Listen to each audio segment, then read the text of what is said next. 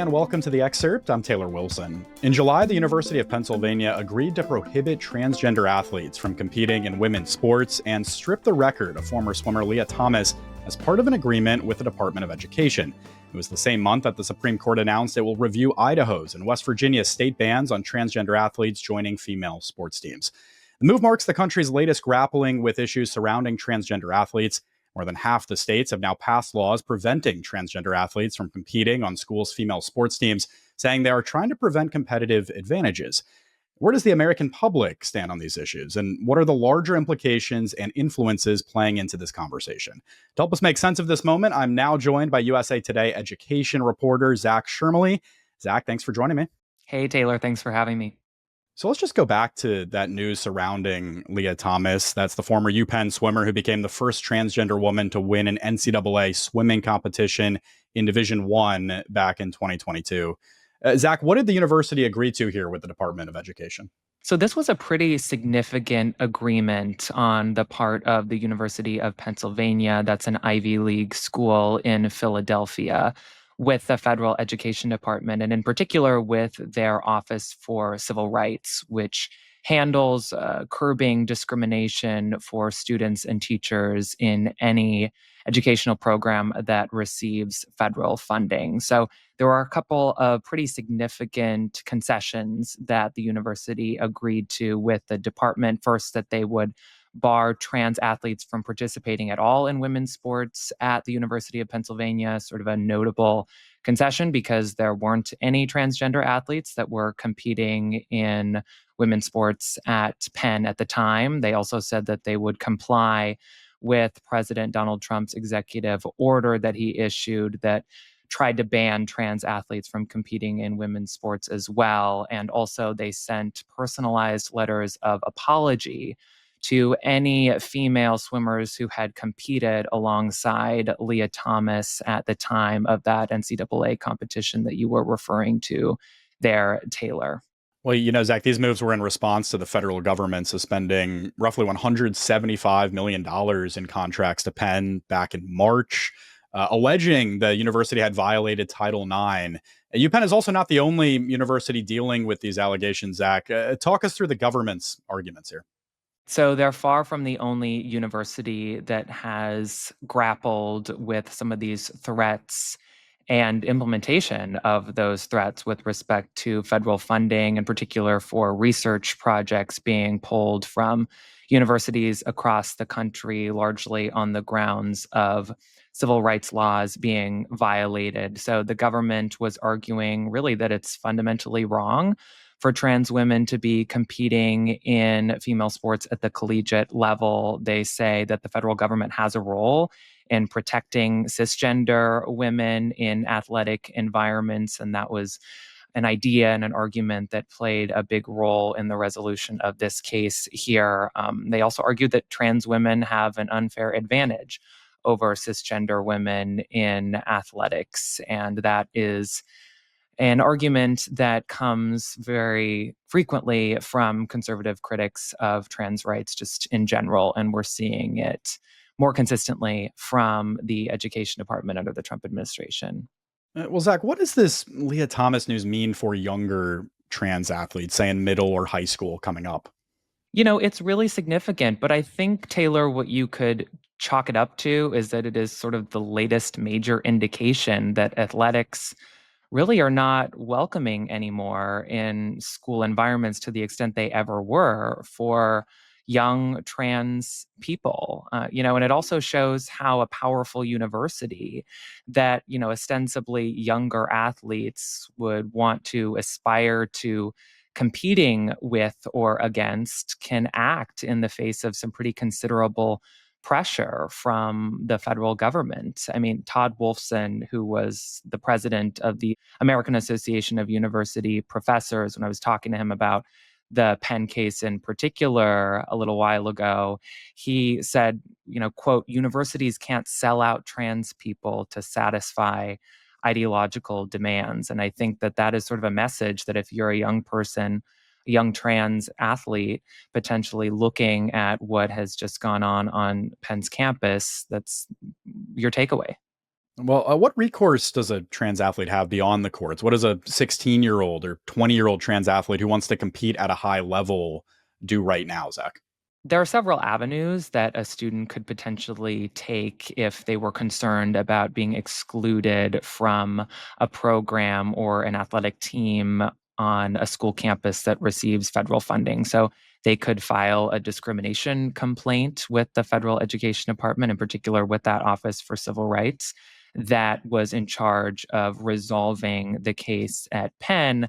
The problem, of course, though, is that the Trump administration interprets federal civil rights laws pretty distinctly from how the Biden administration, in particular, was interpreting those same laws. So, under President Joe Biden, the Education Department, I think, would have had a lot more alacrity to try and resolve a case like that, to negotiate with schools, K 12 schools, and colleges and universities to ensure that those programs were providing adequate services that weren't discriminatory towards trans students. They, in fact, interpreted Title IX, that landmark sex discrimination law, as including protections on the basis of gender identity and sexual orientation. The Biden administration, actually, interestingly, because of how politicized this whole issue has become, was going to issue some regulations in particular on the trans athlete component of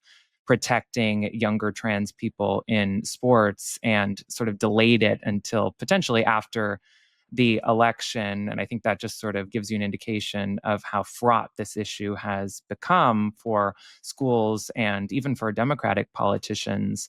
But one could argue that trying to file a complaint with the education department, with the civil rights office, especially in this new political environment, would be a lot more challenging than even just a couple years ago. Nearly half of Americans don't want politicians focusing on issues affecting trans people, according to a poll from the nonprofit The 19th News this past April.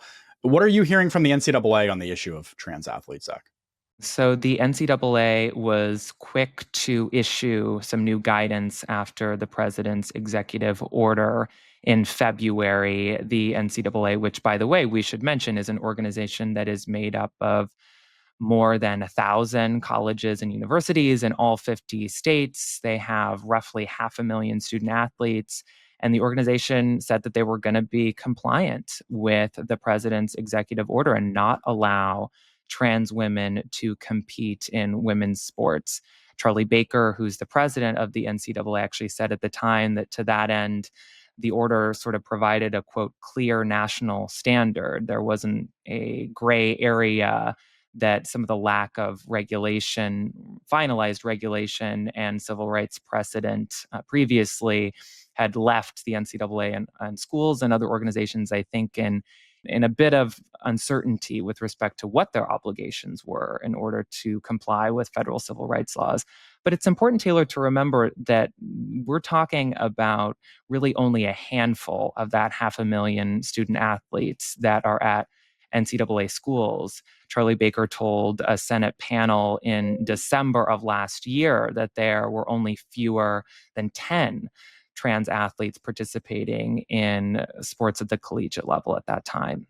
Well, Zach, we've touched on aspects of the political level here, but the issue of transgender athletes reverberated clearly throughout the 2024 presidential race, with Republican voters celebrating Trump's stance against transgender athletes competing in women's sports. On the other hand, Democrats' embrace of transgender rights did not resonate with voters. A June Reuters Ipsos poll found the Democrats feel the party isn't focusing enough on economic issues and is overemphasizing issues like transgender rights. Zach, are Democrats politically vulnerable here? Is there the possibility they might drop their support of trans rights altogether? I think it's important to level set a little bit here too, Taylor, and just bring us back to the idea that Republicans in particular are pretty concerned about an issue that's not super relevant to a lot of school campuses, right? So only about 1.4% of trans teenagers, according to federal survey data, participate in sports. And then some other studies show that a 2017 study in particular of about 17,000 young people found that only about 1 in 10 trans boys said that they played sports, and the statistic is roughly the same for transgender girls. And, I think it's important to keep in mind those statistics when we're having these discussions. But regardless, trans rights and the civil rights of transgender people have become a very animating issue for Republicans, and Democrats are taking notice of that. Seth Moulton, who is a Democratic congressman from Massachusetts, was lambasted by a lot of his colleagues on the Democratic side right after the presidential election, when he essentially came out saying that he was more in line with some Republican thinking on the particular issue of trans athletes in sports, not necessarily civil rights for transgender people, but whether young trans athletes should be able to play sports. And then Gavin Newsom, who's the Democratic governor of California, said some pretty similar things recently as well. And so you're seeing that bifurcation among the Democrats in a really dramatic, I think, way if you're a trans young person, and seeing that support start to decline. Well, let's pivot to another transgender issue that could impact trans athletes, and that's medical care. Back in June, the Supreme Court upheld a state challenge brought by Tennessee families that made gender affirming care of minors illegal. According to Human Rights Campaign, 27 states now have bans on such care.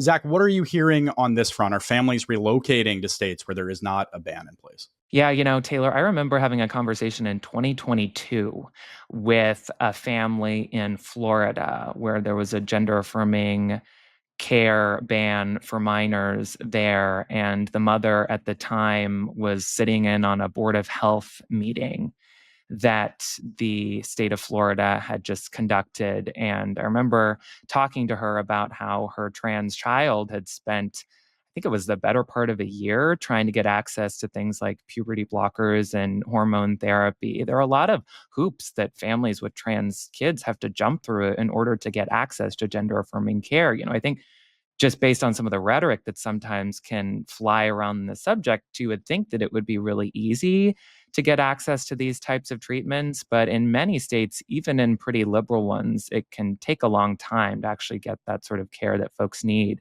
There is this kind of chasmic divide between liberal states and more conservative states, where if you're a transgender person, you're probably getting more protection in a place like California, New York, Massachusetts, especially if you're a trans young person enrolled in a program that receives federal education funding, versus some of the more red states, places like Montana, Idaho, the Dakotas. And that is a consideration that I know a lot of families who have roots there are thinking about pretty deeply.